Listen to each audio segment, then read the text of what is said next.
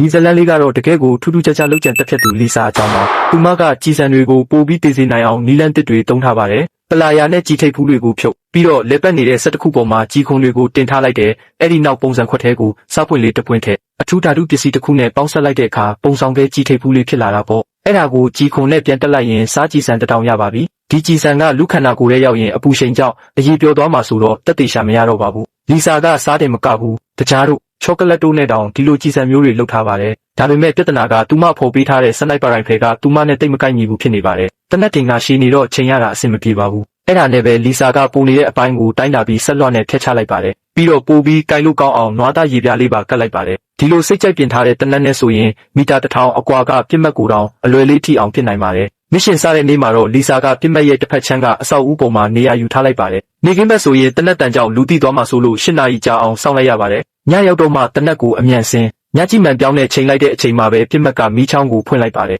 ဝင်းကနေဖြစ်သွားတဲ့အလင်းတန်းကြောင့်လီဆာမျက်စိတွေကျိန်းဆက်ပြီးခဏလောက်ဘာမှမမြင်ရတော့ပါဘူးမျက်စိပြန်ကြည့်လာလို့ပြန်ချိန်လိုက်တဲ့အချိန်မှာပြစ်မှတ်ကဖုန်းဆက်ခေါ်ပါတော့တယ်အဲ့ဒီအချိန်မှာပဲလီဆာဖုန်းကလည်းမြည်လာတာပေါ့ကောင်းကင်မှာမီရှူမီပန်းတွေပွင့်သွားတဲ့အလင်းနဲ့ကြည့်လိုက်တော့မှပြစ်မှတ်ကသူမရဲ့ချစ်သူဖြစ်နေတာကိုတွေ့လိုက်ရတယ်လီဆာတယောက်တုံးလုံးသွားပြီးတနက်ကိုပြန်သိမ်းဖို့လုပ်ပေမဲ့ဒါကိုအဖွဲ့အစည်းကကြိုတင်တွက်ဆက်ထားပြီးသားပါသူတို့ကတခြားလုပ်ကြံတက်ဖြတ်သူတွေကိုချစ်သူရဲ့အိမ်ထဲလွှတ်ထားပြီးသားပါအထဲမှာရံပွဲတွေဖြစ်နေတာကိုလီဆာလှမ်းမြင်နေရပြီးအခုတော့သူမအရန်ကိုပြားများနေပါတယ်တစ်ဖက်မှာကသူမရဲ့လုပ်ဖို့ကိုင်ဖက်တွေနောက်တစ်ဖက်မှာကသူမအချစ်ဆုံးသူဘသူကိုကာကွယ်ပေးရမလဲဆိုတာလီဆာတယောက်တကယ်ကိုဝေခွင့်မရဖြစ်နေပါတော့တယ်